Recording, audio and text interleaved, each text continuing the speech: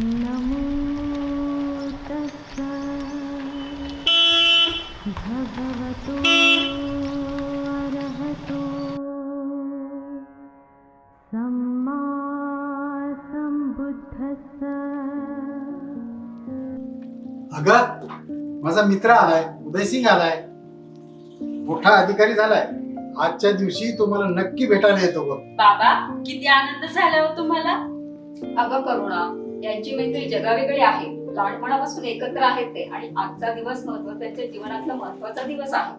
आई, मला माहित नाही का, आजच्या दिवशी सुवर्णा काकू आणि उदयसिंग काका एकत्र आल्याचा दिवस ना. करुणा, तू पण खूप एक्साइट झालीस. काय भानगड काय आहे? भावड्या, हल्ली तू जरा जास्तीच आगाऊ झालास. झालं का तुमचे भांडणं सुरू? आजच्या दिवस तरी गप्प बसा. आज धम्मचक्र अनुप्रवर्तन दिवस आहे. आपल्या हिंदू बांधवांचा दसरा सण आहे, हे लक्षात असू द्या. आई, मला नाश्ता देतेस ना? मला पंचायत राजरत्न यांच्या आज सकाळीच भेट घ्यायची आहे. तू भेट घे, पण लक्षात असू दे शिलू, ते आपले गुरु आहेत. त्यांच्याशी विनाकारण वाद घालत जाऊ नकोस. उद्धरली कोटी कुळे भीमा तुझ्या जन्मामुळे, जखड बंद पायातील साखळ दंड, तडातड तुटले तू ठोकताच दंड, झाले गुलाम मोकळे भीमा तुझ्या जन्मामुळे. उद्धरली कोटी कुळे भीमा तुझ्या जन्मामुळे. अगं, उदयसिंग आलेलं दिसलं मला. का उशीर झाला वरती याला काही कळत नाही. बाबा, अहो नका अपसेट हो. बाबा, उदयसिंग काका आजच्या दिवशी नक्की येतातच. येतील ना ते. वाट बघून उगीच तुम्ही स्वतःला त्रास करून का घेताय? मी खाली जाऊन बघून येऊ का? करुणा, तू पण लागली का बाबांसारखेच करायला? थांब जरा, मीच पाहून येतो. थांबा, कोणी कुठे जायची जरूर नाही.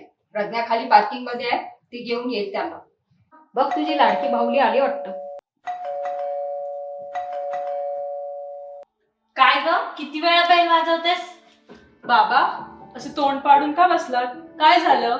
मी तुमच्यासाठी गिफ्ट आणलंय. हो, गिफ्ट आणलंय. बघा बघा. अहो, उदयसिंग काका आलेत.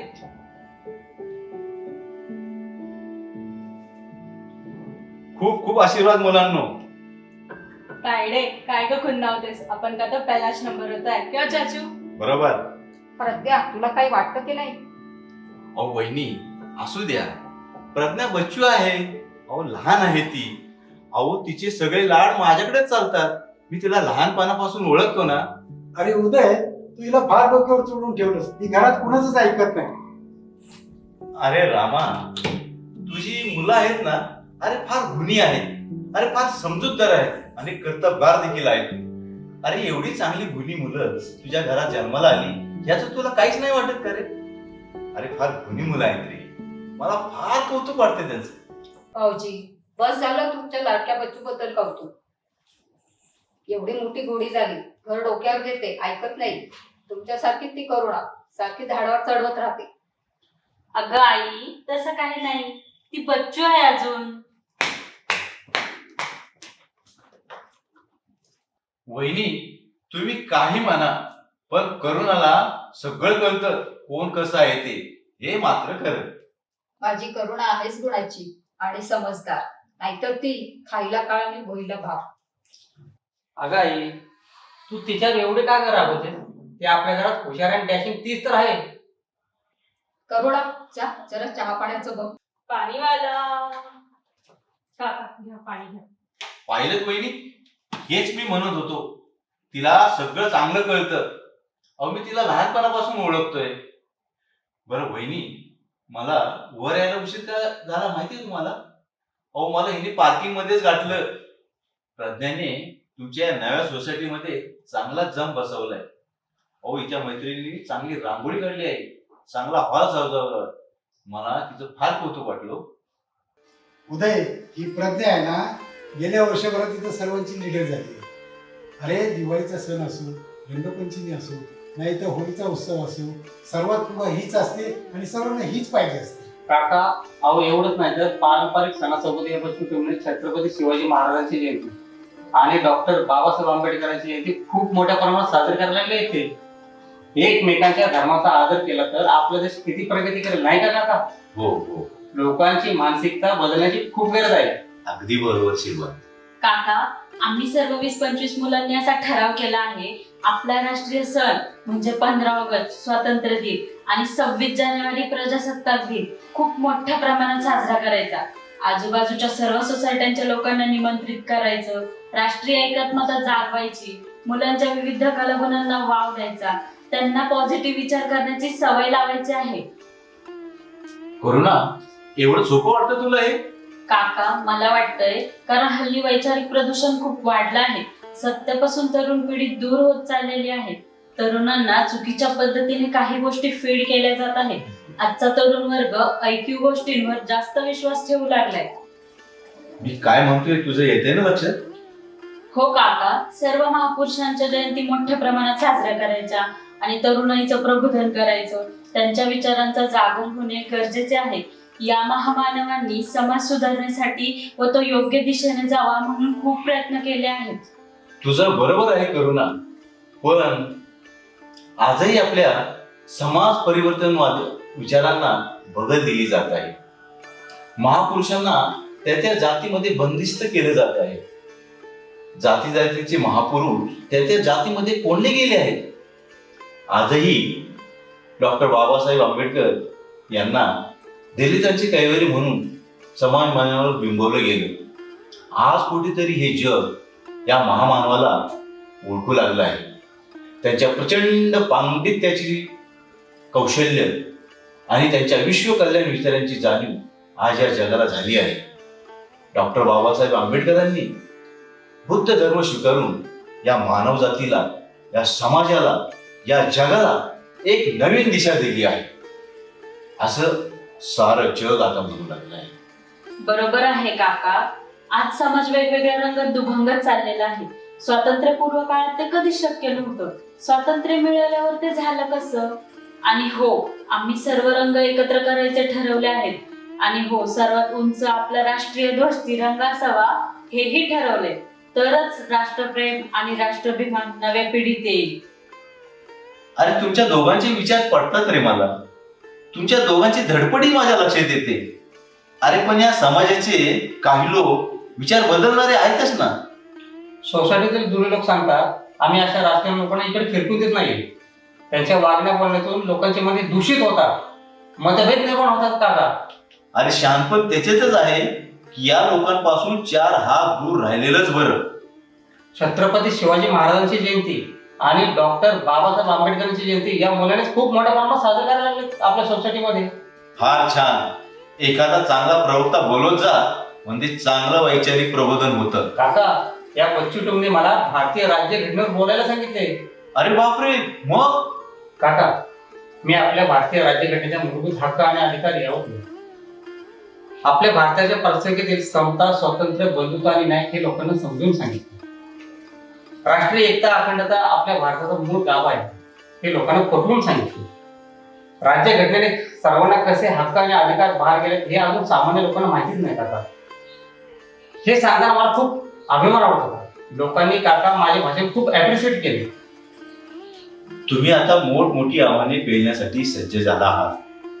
आता या नव्या पिढीला लोकशाही मूल्याची जर काही जाणीव झाली तर या देशाची प्रगती अगदी नक्की होईल आणि अशी होण्याची गरज देखील आहे. नव्या पिढीमध्ये परिवर्तन होते अशी आता अपेक्षा करायला हरकत नाही. उदय, अरे हे आजकालची पोरं आहेत ना, कुठे कसा अभ्यास करतात काहीच कळत नाही. अरे, आम्ही किती सभा केल्या, किती भाषणं ऐकली, किती प्रयत्न केले, समाज परिवर्तनाचा हा गाडा पुढे घेऊन जाण्याचा सुद्धा आम्ही प्रयत्न केला. पण ही मुलं मात्र फार वेगळा विचार करतायत. हे नक्कीच समाजाला पुढे घेऊन जातील. अरे रामा, हा सगळा प्रताप शिक्षणाचा आहे. शिक्षणाशिवाय पर्याय नाही. डॉक्टर बाबासाहेब आंबेडकर म्हणत होते, शिका, संघटित व्हा आणि संघर्ष करा. अरे, याचे मूर्तिमंत उदाहरण आहे. तू म्हणतोस ते खरं आहे. पण हल्ली शिक्षण किती कष्टमय आणि महाग करून ठेवलंय हे या मुलांना समजायला हवं. अरे महात्मा ज्योतिबा फुलेंनी किती पुढचा विचार केला होता. त्यावेळची समाज परंपरा लादली गेलेली होती. इंग्रजांनी शिक्षणासाठी जे पाऊल उचललं त्याचा दुवा धरून महात्मा ज्योतिबा फुले आणि सावित्री माईने महिलांना आणि बहुजनांना शिक्षणाची दारे उघडी केली. हे या मुलांनी लक्षात घेतलं पाहिजे. हो का नाही मुलांनो? होय काका, आमच्या आलंय ते लक्षात. काका, ही तुमच्यासाठी स्ट्रॉंग कॉफी, बाबांसाठी शुगर फ्री चहा आणि आईने बनवलेले पराठा. घ्या घ्या, enjoy your T and coffee. माझी ड्युटी संपली. मैत्रिणी वाट बघत असतील.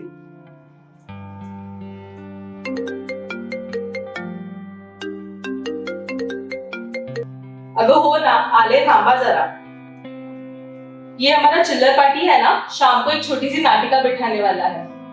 हा, आग्र्याहून सुटका. चाचू, तुम्ही सर्वांनी आज आमच्याकडे जेवायला यायचंय. आज माझ्याकडून ट्रीट आहे. विसरले वाटतं. पण बच्चू, पण बिल काही नाही. ताई आजचा स्वयंपाक करणार आहे आणि मी तुमच्या आवडीची स्पेशल खीर आणि कांदा भाजी करणार आहे.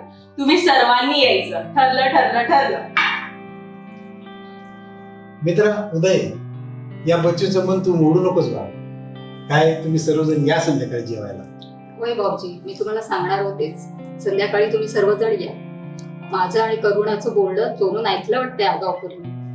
गाई ती असे निर्णय स्वतःच घेत असते. खूप बिनधास्त आहे ती. बरं का वहिनी, सुवर्णा आणि तिच्या मैत्रिणी शॉपिंगला गेल्या. आज दसऱ्याची सुट्टी आहे ना, म्हणून महात्मा ज्योतिबा फुलेंचा सत्यशोधक सिनेमा त्या पाहणार आहेत. म्हणून म्हणाली होती जाताना की तिला उशीर होईल. आणि हो, गौतम यांनी सिद्धार्थ घरीच आहेत. ते देखील येतीलच.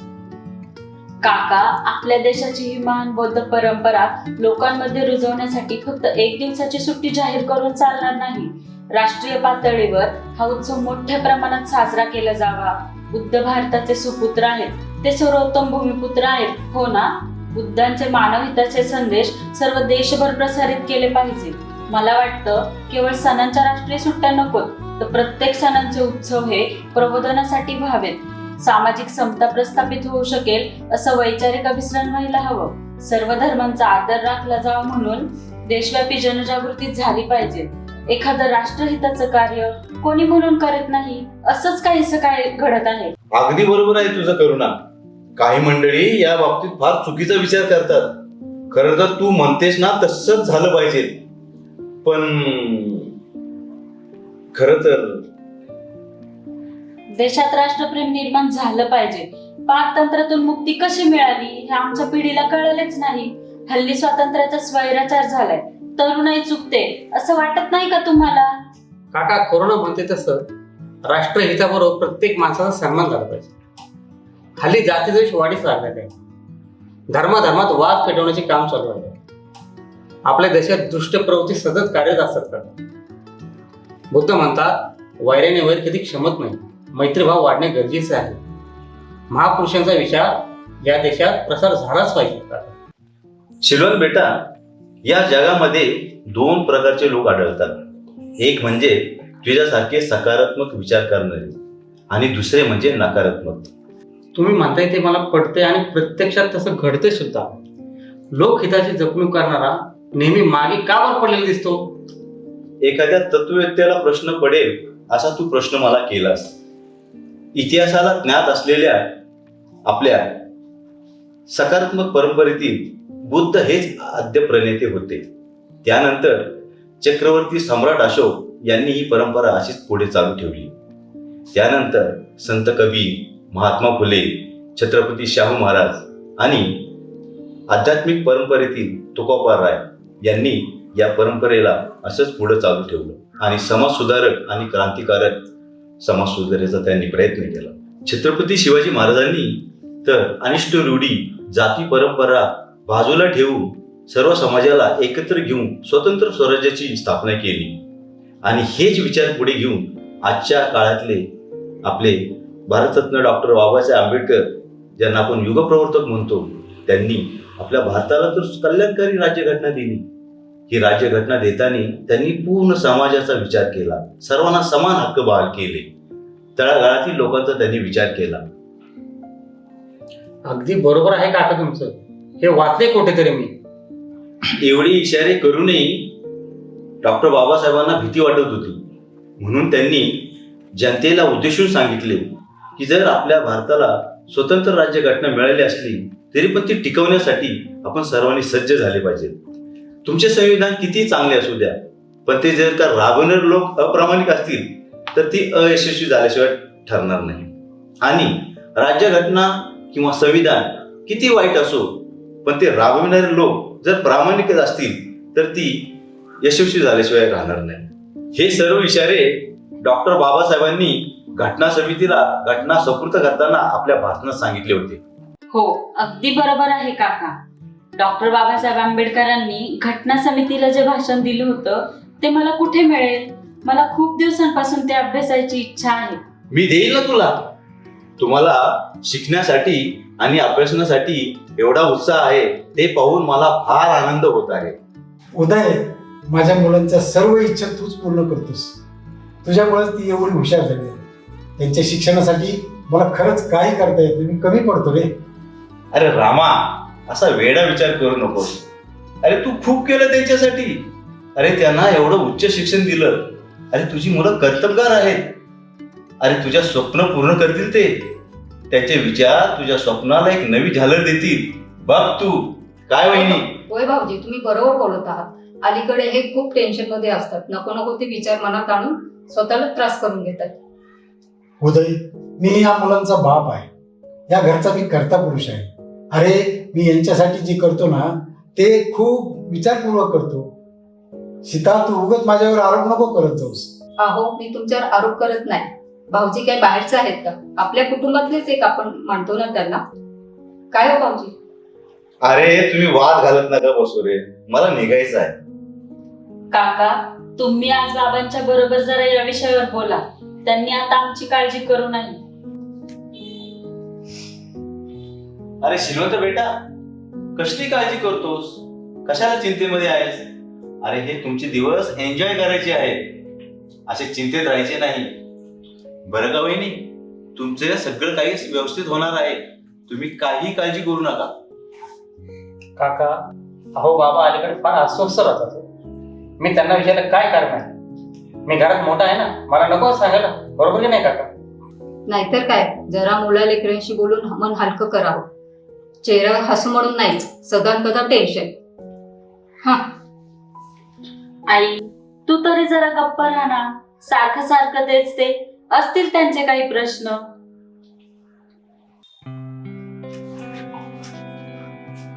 क्या बात है चाचू, इतना गंभीर क्यों बैठे हो? माझी कॉफी फेल झाली काय? सॉरी सॉरी, मला असं वाटतं मी कॉफी मध्ये साखर टाकलीच नाही आणि बाबाच्या चहात मात्र डबल टाकली. प्रज्ञा, जरा परिस्थिती समजून घे. वहिनी, हा विषय आता नको. म्हणजे काय विषय? चाचू, काय झालं नेमकं? बाबा, काय झालं? चाचू, तुम्ही नाही, ही माझी आई बाबांबद्दल काहीतरी उलट सुलट सांगून बसली की काय तुम्हाला? प्रज्ञा, तसं काही नाही. आम्ही वेगळ्या विषयावर बोलत होतो. तुझी चहा चांगला, कॉफी चांगली आणि वहिनीचा फराळ देखील चांगला. आया समझ में. फिर ये सामने वाले विषय का टेंशन है क्या? चाचू, ये मेरे बापू का सबसे बड़ा चिंता का प्रश्न है. प्रज्ञा, अगं तुला कळतंय का? ते आई बाबांच्या विषयी बोलत आहेत. बच्चू, अगं तसं काही नाही. अगं प्रत्येक आई वडिलांना त्यांच्या मुलाची चिंता असतेच. तू शेंडफळ आहेस म्हणून तुझे लाड. बाकी काय, तुझा प्रश्न नंतर. खूप वेळ झाला, यांनी तुम्हाला काय खायला दिलं की नाही?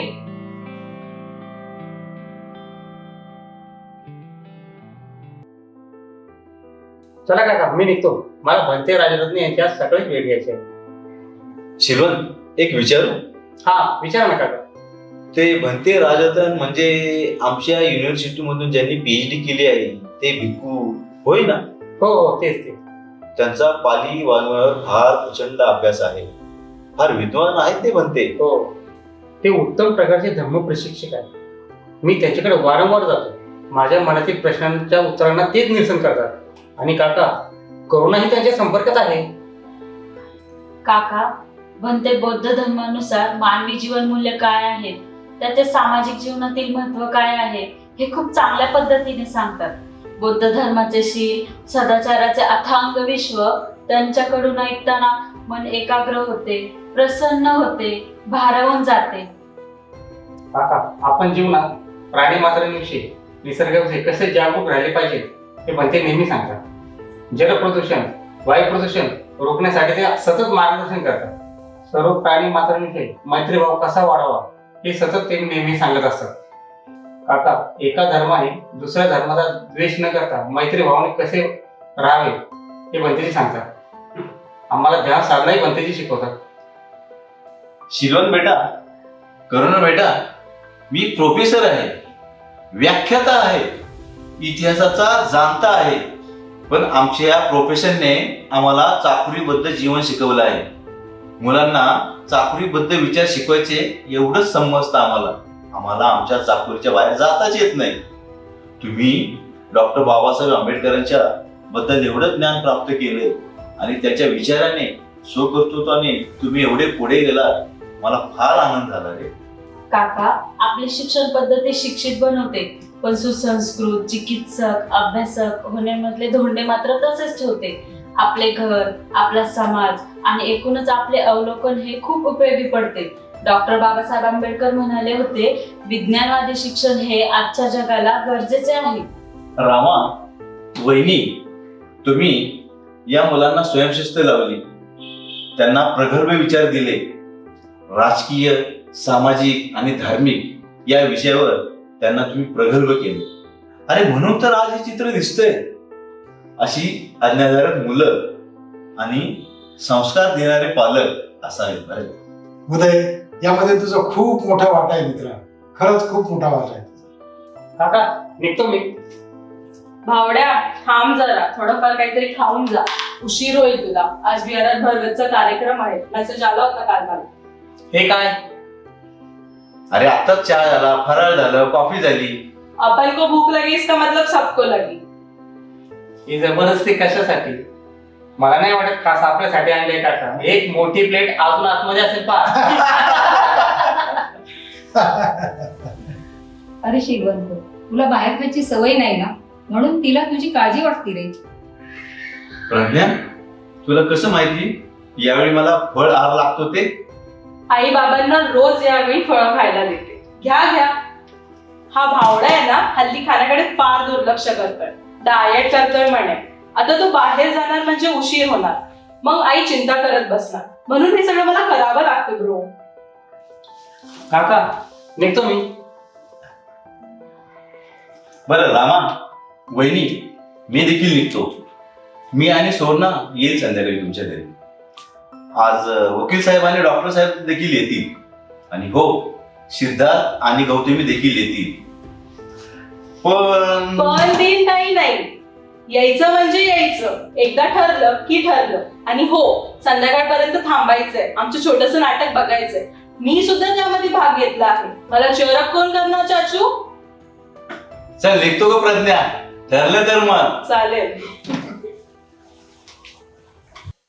करुणा, दार उघड बघ. कोणीतरी दार वाजवत आहे. अगं आई, आत्या आली बघ. जय भीम आत्या.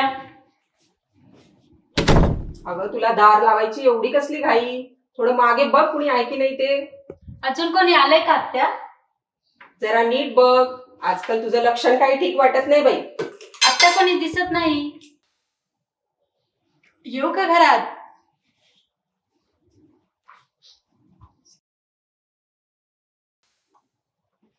वंश, कशा आहात? जय भीम.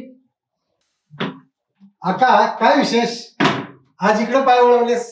अगं, अक्काला पाणी दे. तुला का दीक्षा बेटा, कशी आहेस तू?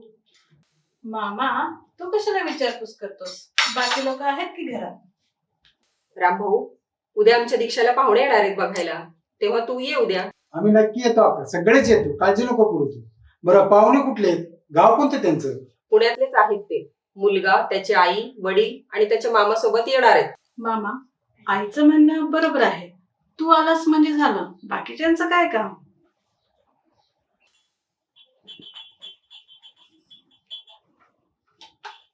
घ्या वंश, हे दीक्षा. खूप आनंदाची बातमी दिली गा. जरा समजुतीने घे बरं दीक्षा. मागच्या वेळेसारखं काही बाई बोलू नकोस. पाहुण्यांशी वाद घातला की उद्धट समजतात लोक. जरा पोरीच्या वतीनं जरा अदबीने बोलावं बरं का. हे उपदेश त्या करुणाला दायक करायची मामी. मी काय लहान नाही. अगं दीक्षा, आईचं म्हणणं तसं नाही. लोक गैरसमज करून घेतात. पाहुण्यांसमोर जास्त बोलू नये. मी काय कुकुला बाळ नाही करू ना. पोरींनो, समजून घ्या एकमेकींना.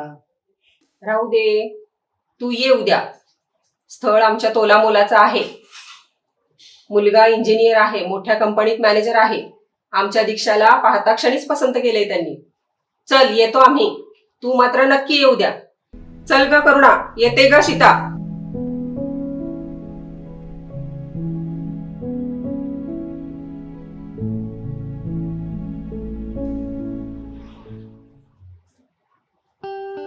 आई, बाबा, आत्या आली आणि लगेच गेली. काय झालं? बाय द वे, कशाला आल्या होत्या आत्याबाई? अगं प्रज्ञा, दीक्षाला बघायला पाहुणे येणार. उद्या यांना बोलवले आत्याबाईंनी त्यांच्या घरी. तुम्हाला सिरियस व्हायचं काम नाही. बाबा सकाळी तिकडे जातील, जाऊ दे. मी तुम्हा सर्वांना पिक्चरला घेऊन जाणार आहे. बाद खल्लास. जाऊ ना बाबा.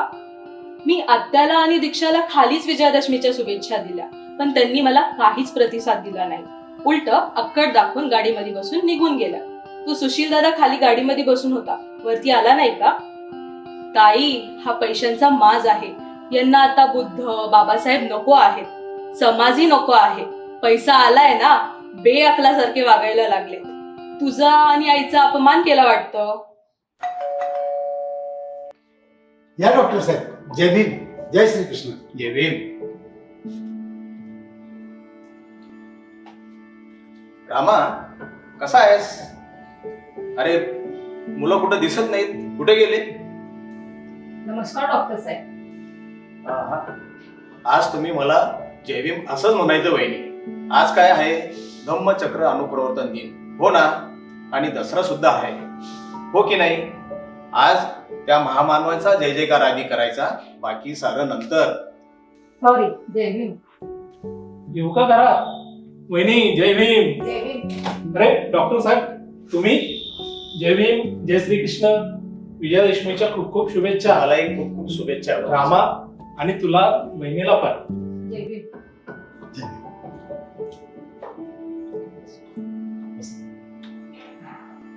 मी माझ्या क्लिनिकवरून सरळ इकडे जातो, त्यामुळे मला स्वीट काही घेता आलं नाही बरं का. मुलांसाठी मात्र मी काही पुस्तकं आणलीत. हाच खाऊ त्यांच्यासाठी. खुश होतील ते, बरं का वकील साहेब. माझं स्वतःच असं वेगळं मत आहे. भारतातली पुढची पिढी ही आंबेडकरी विचारांची घडवली, तरच देशप्रेम, राष्ट्राभिमान, राष्ट्रकल्याण आणि समाज परिवर्तनाला एक नवी दिशा मिळेल. मी प्रथमतः आणि अंतिमतः भारतीयच राहीन. हे मात्र खरं आहे. हा विचार तरुणांच्या मनात रुजवला गेला पाहिजे. माझे स्वतःचे मत यापेक्षा काही वेगळे नाही. मी हे कार्य करण्यासाठी एक स्वतंत्र संस्था चालवतो. गरजू मुलांना सर्व काही मोफत उपलब्ध करून देतो. सुसज्ज ग्रंथालय आहे, प्रत्येकाला स्वतंत्र स्टडीसाठी केबिन आहे, इंटरनेट फ्री आहे, कॉम्प्युटर शिक्षण मोफत आहे. अरे, हे कधी बोललं नाही डॉक्टर तुम्ही. मीही हातभार लावला असता तुम्हाला. चहा घ्या भाऊजी.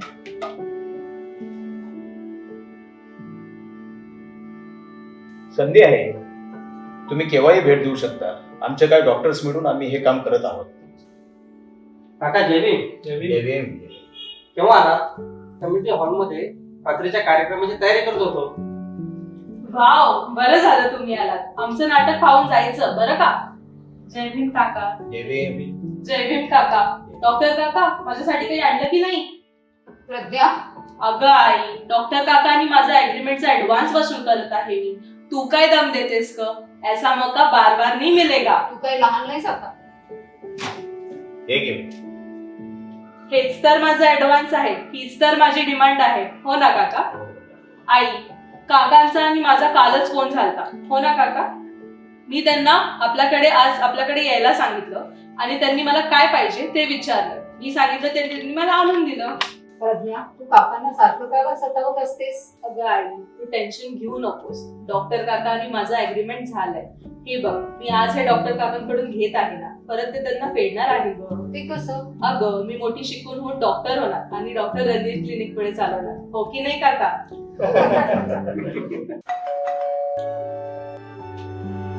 या ना काकू, काका या. नमस्कार. सीतावहिनी कशा आहात? काय म्हणतात मुलं? करुणा कशी आहेस? आईला घरकामात मदत करतेस की नाही? सुवर्णाताई, मला तिची खूप मदत असते. बसा. कुठे आहे बच्चू? मी आले काकांनो. घ्या थंडगार शरबत घ्या. अगं बाई प्रज्ञा, कशी आहेस बेटा? मी बरी आहे काकू, तुम्ही कशा आहात? मी पण छान. आज सकाळी सिद्धार्थ अमेरिकेतून आलाय. गौतमी आणि सिद्धार्थ येतीलच थोड्या वेळात. त्यांनाही तुम्हा सगळ्यांना भेटायची खूप इच्छा आहे. बाय द वे, तुम्ही किती वाजता जेवता? माझं जेवण तयार आहे, लगेच ताटं वाढायला घेते. किती काय करतेस ग प्रज्ञा? बसू दे, बोलणं होऊ दे त्यांचं. खूप दिवसांनी भेटलेत ते. काकू चला, तुम्ही आतल्या खोलीत आईसोबत गप्पा मारा आणि शरबत आतमध्येच घ्या. त्या मित्रांना आपलं डिस्टर्ब नको.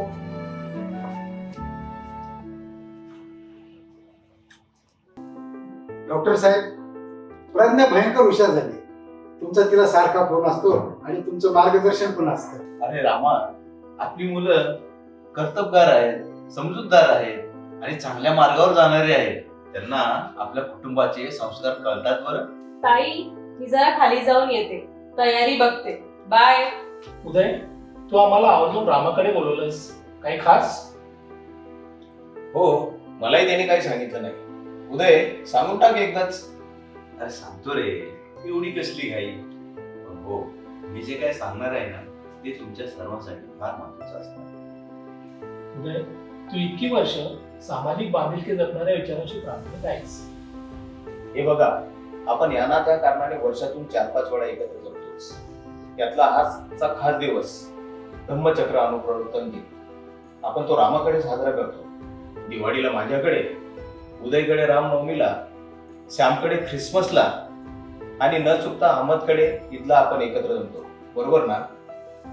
माझ्या दोस्तांनो, हा एकात्मतेचा विचार आपल्या मुलांच्या मध्ये रुजवला पाहिजे. यावर काय बोलणार असेल असं वाटलं रे? हे पहा मित्रांनो, मी जे काय सांगणार आहे ते आपल्या सर्व मित्रांना एक नवी दिशा देणार ठरेल याची मला खात्री आहे. उदय, तू नेहमीच योग्य निर्णय घेत आला आहेस आणि ते आम्ही मान्यही केले आहे. मी जेवणाचं बघतो जरा. अगं, ऐकलं का? बाबा, आई किचन मध्ये तयारीच करत आहे. डॉक्टर, आजचं जेवण खूप छान झालं. खूपच सुंदर, मस्त. फार बरं वाटलं आता. फार दिवसांनी फार बरं. छान जेवण झालं आज. रामानी तब्येत खुश.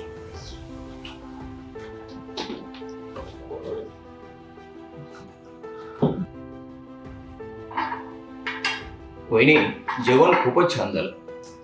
डॉक्टर, आजचं जेवण करुणाने केले आहे आणि आजची स्पेशल खीर आणि कांदा भाजी आपल्या प्रज्ञाने केली आहे. कुठे आहे ती प्रज्ञा? काका, ती गेली प्रॅक्टिस करायला. त्यांचं नाटक आहे ना. सर्वांना जेवण आवडलं ना काका? फर्स्ट क्लास, एकच नंबर. उदय, मला निघावं लागेल. क्लिनिकला जायलाच हवं. डॉक्टर, मगाचा विषय तर ऐकून घे. आणि हो, या बाबतीत तुझा सल्ला फार महत्वाचा ठरणार आहे बरं का? हो का? असं काय महत्वाचं सांगणार आहेस उदय? हे पहा मित्रांनो, मी आणि सुवर्णा आज तुमच्या सर्वांच्या साक्षीने आमच्या सिद्धार्थसाठी करुणाचा हात मागत आहोत. रामा आणि सीतावहिनीकडे आम्ही सिद्धार्थसाठी वा, छान. खूपच छान. खूप छान. अरे, हेच तर सांगण्यासाठी मी तुम्हाला सर्वांना इथं बोलवलं होतं. काय सुवर्णा, बरोबर आहे ना? हो वहिनी, हा विषय आम्ही सिद्धार्थशी आधी डिस्कस केलाय बरं. त्यांनीही क्षणात संमती दर्शवली. आमच्या सिद्धार्थलाही करुणा खूप आवडते. करुणा, बाहेर ये. लाजू नकोस अशी. बस. हे बघ, आम्ही आमचा निर्णय तुझ्यावर लादणार नाही. तुम्ही आणि घरातली सगळी मंडळी एकत्र बसा. काय रामा?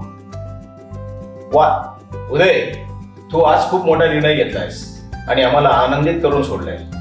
तळपडीशी असलेली तुझी बांधिलकी ही तुझ्या प्रत्यक्ष कृतीने करून दाखवलीस. उदय, आज तू पुन्हा आपलं एकदा मित्रत्व व्यक्त केलंस. तुझी ही कृती डॉक्टर बाबासाहेब आंबेडकर यांच्या जाती अंत्याच्या लढ्याचं रणशिंग फुंकल्याशिवाय राहणार नाही.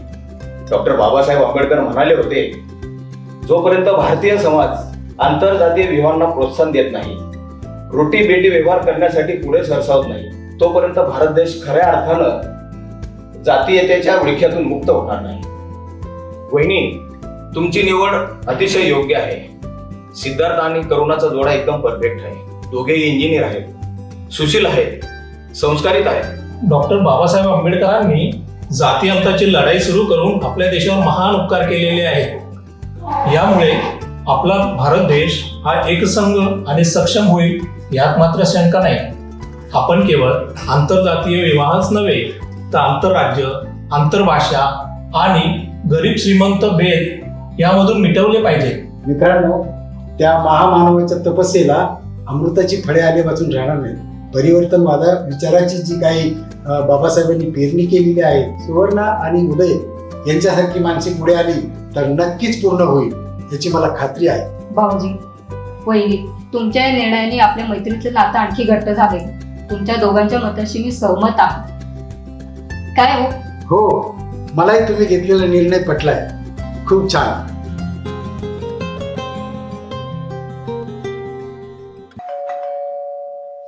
गौतमी, सिद्धार्थ, या ना, या. Welcome welcome. आओ प्यारे जीजू, आओ. जय जय.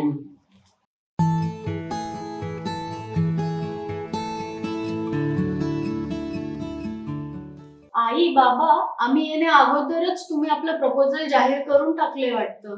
काय हो बाबा, तो आनंदाचा क्षण आम्हाला दोघांना आमच्या डोळ्यांनी बघायचा होता, ते सारं अनुभवायचं होतं. अगं गौतमी बाळा, डॉक्टर काकांना लवकर निघायचं होतं त्यांच्या क्लिनिकवर, म्हणून मी गेलो बोलून.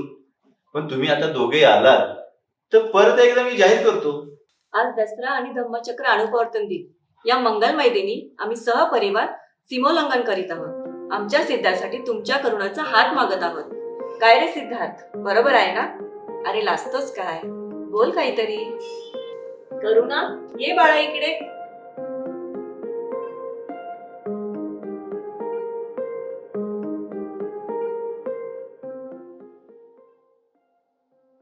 माझ्या आईबाबांनी तुम्हा सर्वांना जे काही सांगितलं आहे ते माझ्याच संमतीने सांगितलं आहे.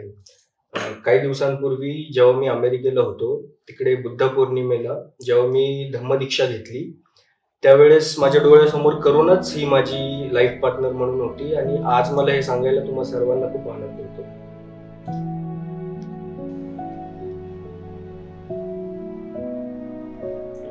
बरं का मित्रांनो, सिद्धार्थने आज जे काही केलं आहे ते ऐकून मी भारावून गेलो आहे.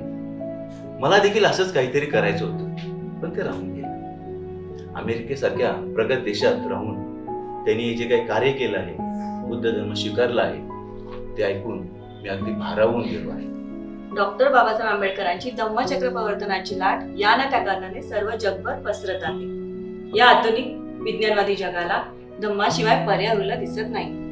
हो सुवर्ण वहिनी, आता ही लाट कुणीही थांबवू शकत नाही. सर्व जगाने डॉक्टर बाबासाहेब आंबेडकरांच्या विचारांची कास धरून नव्या मानवतावादी बुद्ध धर्माचा स्वीकार करण्याचा निर्णय घेतला आहे असेच म्हणावे लागेल. हो की नाही सिद्धार्थ बेटा? उदय, सुवर्ण वहिनी, आम्ही धन्य झालो. सिद्धार्थ आणि करुणाच्या या नवीन नात्याने आजचा दिवस तुम्ही आमचा अविस्मरणीय केला आहे. मुलांनो, सुवर्ण वहिनी आणि उदय, तुम्हाला मानाचा क्रांतिकारी जय भीम. मित्रांनो, तो दिवस दूर नाही. हे सारं जग डॉक्टर बाबासाहेब आंबेडकरांच्या स्वप्नातील धम्मराज्य होईल.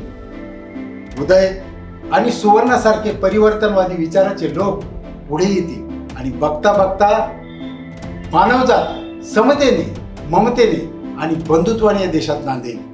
जय भीम.